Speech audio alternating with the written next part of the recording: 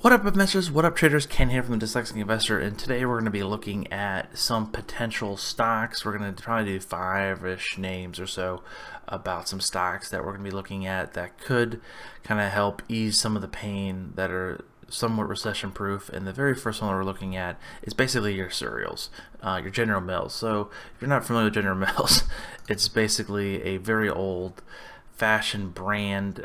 This has been pretty much a gun-ho company through and through. So let's go. I want to show you. So it doesn't, basically you can see that it's just been trading terrible since we've had this rally, but you can see here it's kind of had like a restructuring of assets and stuff, and they're kind of going into more healthier foods. They're still your basic cereals and stuff and pantry items. But looking at this chart, this is again a monthly chart, so this doesn't dictate some of it. So, but you can see here, just since the overall outbreak of things, we had that huge sell-off, but it's been bouncing back, and it's breaking out to like a crazy high of $60. So $60 is basically goes back to nearly its highs in 3 years ago.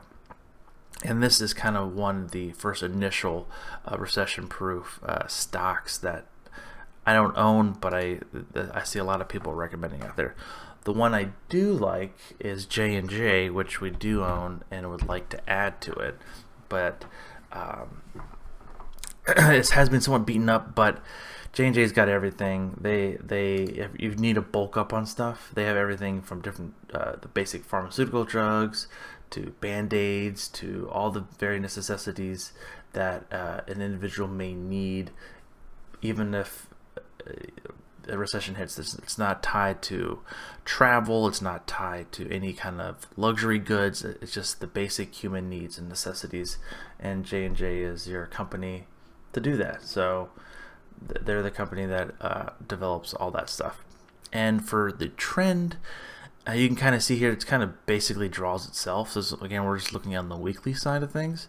So we're looking at here as create an alert and above, and I don't want it to break the low anymore. I don't think it will, but again, we don't know what's going to happen, right? No one has a crystal ball. This one is a little bit more beaten up because it has a little more assets than the General Mills, because General Mills is just like straight pantry goods.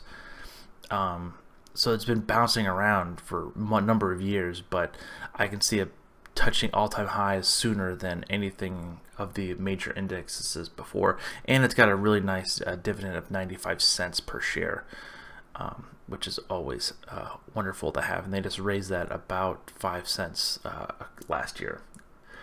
And then next, I am not the most happiest customer, but this is a great little stock here that has a really high yield. So it's 52 cents per share of dividend, and the stock's $33. This is AT&T we're talking about. They do have a lot of cash.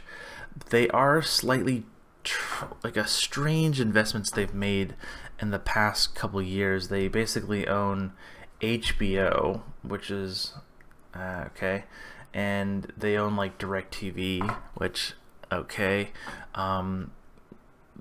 HBO can kind of be a drag on a lot of cash flow, but their overall wireless and internet service provider ISP services is basically what brings in the monthly cash, and that helps represent this little dividend here. I do not own this, but this has a fairly nice high dividend yield. So you just see me drawing some lines here. Of course, I don't want it to break the low again. The overall momentum has been super negative.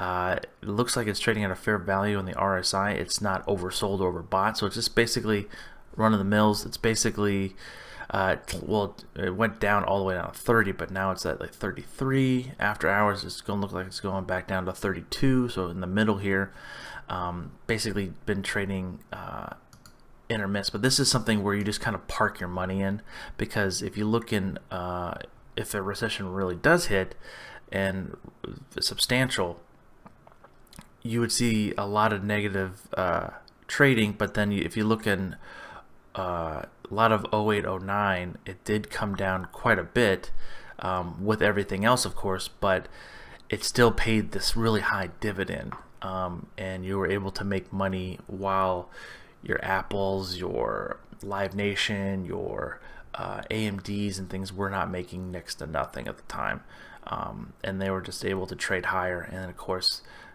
keeping your money, I'm doing air quotes, somewhat safe. Again, nothing is completely safe in the market, but if you need to have money in the market, this would be a nice little addition.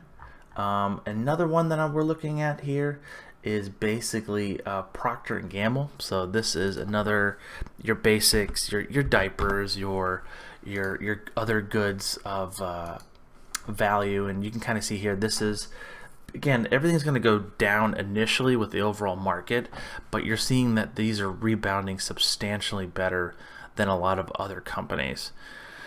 The moving forward with this one, like this, again, this is not a monthly chart. This is not even below the 21. So if we compare this to like a, let's see, like an Apple. Let this load, please load. We're down much more substantially. Another company that we're just going to jump to that I kind of like here, honestly, is because with the particular COVID-19 stuff, is Amazon. Like, I think Amazon is going to be doing great in this. Everyone's going to do online shopping. It's going to be fantastic for them. And a lot of smaller vendors are going to be going out of business, sadly, if the U.S. government doesn't come in with a plan to kind of help them steep some of the selling and massive amount of pressures that they may have moving forward within the overall outbreak, and they don't have a stimulus soon. And another one from that same perspective is basically Walmart. So Walmart is doing fantastic here, absolutely killing it in the sense of comparing to other folks in the marketplace. Again, with the overall downturn in the economy, a downturn in a lot of jobs, the people who are at the top of the list of that's going to gain the greatest from this is basically your Walmarts and Amazon in the world. They have enough capital, they have enough resources to be able to maintain long stretches of downturns, and this is a really negative aspect for a lot of smaller business owners, and not allowing them to endure a lot of pain in the market moving forward. So Walmart and Amazon on top of my list, then probably Johnson & Johnson and AT&T. Again, I still like the growth. Amazon's going to give you growth. They're so diverse with their overall portfolio and so forth, but that going forward, like anything kind of a pullback in any of the stocks, I'll be adding. Like I said, out of those stocks, I am currently in Johnson & Johnson and looking to add to Amazon, possibly. Guys, thank you so much for watching. If you have any questions, please leave down in the comment section below. Again, don't forget to like and subscribe. This is Ken from the Dyslexic Investor. I'll catch you guys on the flip side. Peace.